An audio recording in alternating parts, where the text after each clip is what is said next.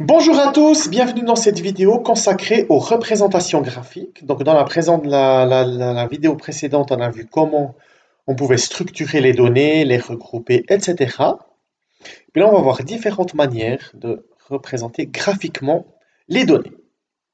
Donc tout d'abord, on peut représenter les données à l'aide de ce qu'on appelle un diagramme circulaire ou un diagramme en secteur, qu'on appelle également camembert.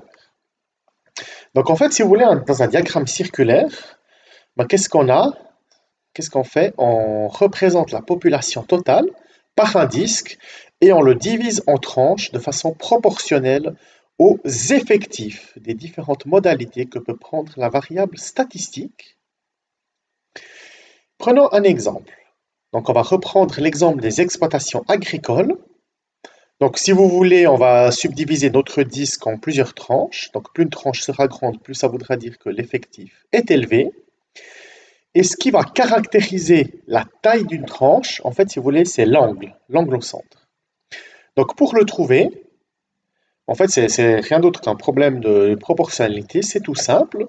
Le 100% correspond à 360 degrés, ou de manière équivalente, si on veut raisonner avec les effectifs, l'effectif total qui est de 500, donc 500 correspond à 360 degrés, et après c'est vraiment de la proportionnalité.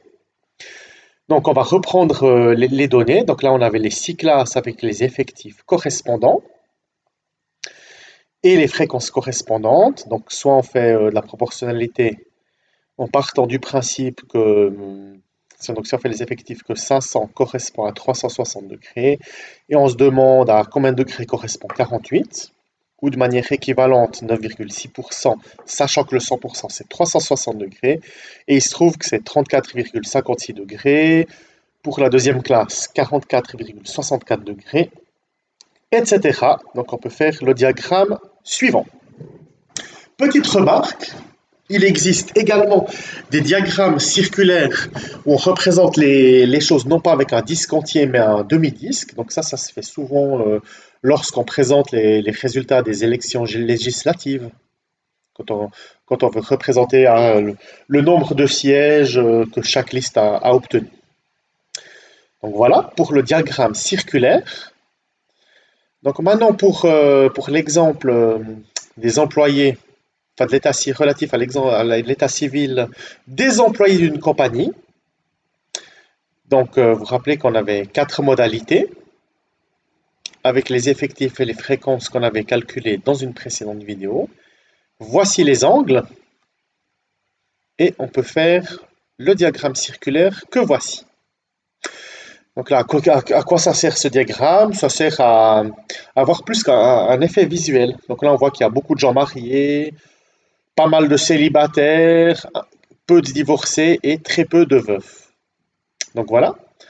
On peut faire également ce qu'on appelle un diagramme en bâton. Donc c'est un diagramme dans lequel les modalités se trouvent sur l'axe horizontal et chaque bâton monte jusqu'à la hauteur de l'effectif ou de la fréquence correspondante.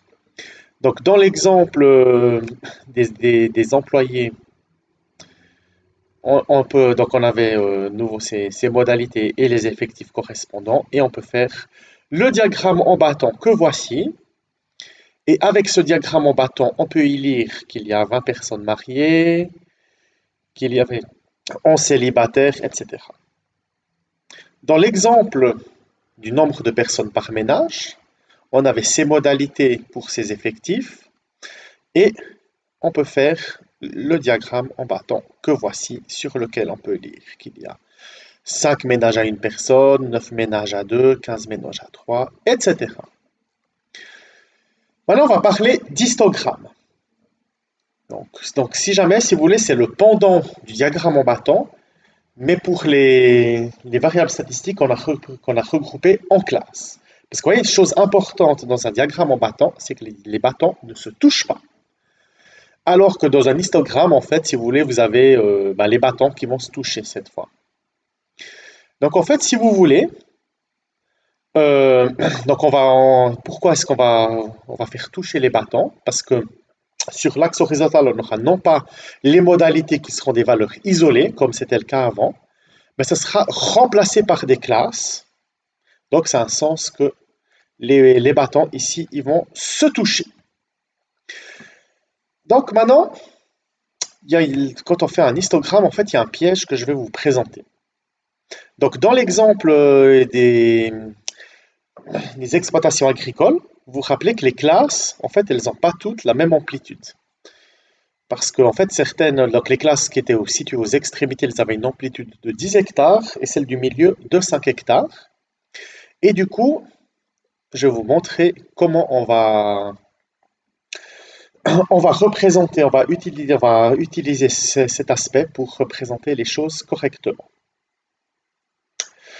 Maintenant, qu'est-ce qu'on serait tenté de faire? On serait tenté de se dire que entre 0 et 10, il y a un effectif de 48. Donc, on va faire un rectangle qui va de 0 à 10 et qui monte jusqu'à 48. Qu'entre 10 et 15, l'effectif c'est 62. Donc, il y aura une longueur deux fois plus courte, mais ça va monter jusqu'à 60. Donc ça, si vous voulez, c'est faux. Pourquoi? Parce que si on regarde les classes qui sont situées aux extrémités, elles sont deux fois trop grandes.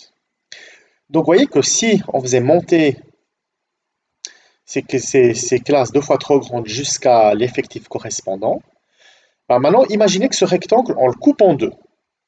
On le coupe en deux, donc ça voudrait dire quoi? Ça voudrait dire qu'au lieu d'avoir une classe qui va de 0 à 10 hectares, on aurait une classe qui va de 0 à 5 et une classe qui va de 5 à 10. Donc si on coupe en deux, on y lit que dans la classe 0,5, il y a un effectif de 48 et que dans la classe 5 à 10, il y a aussi un effectif de 48 et qu'au total, l'effectif entre 0 et 10, c'est 48 plus 48, c'est-à-dire 96, ce qui est faux. Donc en fait, pour que ça joue quand on additionne, en fait, il faudrait diviser la hauteur par 2. Donc il faudrait corriger les effectifs. Donc vous voyez que là, si on divise par 2, donc 48 divisé par 2, ça fait 24.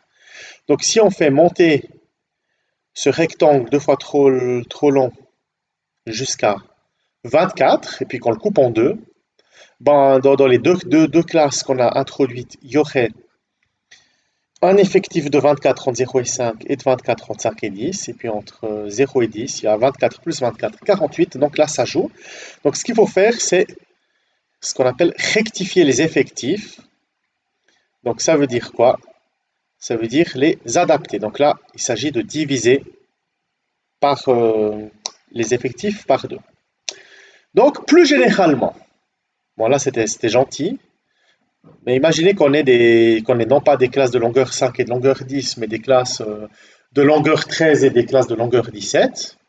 Donc là, ça serait plus compliqué. Donc déjà, qu'est-ce qu'on fait? Comment on fait pour corriger les effectifs? Donc tout d'abord, on choisit une classe de référence, de largeur L. Donc souvent la plus fréquente. Donc dans l'exemple précédent, on choisirait celle de longueur 5. Et puis ensuite, donc pour une classe qui n'a pas la bonne longueur, la bonne largeur, donc L, grand L, et puis d'effectif grand E, en fait, qu'est-ce qu'on va faire? On va faire grand E divisé par grand L. Donc on va faire l'effectif de la classe qu'on veut corriger divisé par la largeur de la classe. Donc dans l'exemple d'avant, on avait une classe de largeur 10 et d'effectif 48. Donc qu'est-ce qu'on fait? On fait 48 divisé par 10. Et ensuite, ce nombre-là, on le multiplie par la largeur qu'on aimerait avoir. Donc là, on multiplierait par 5.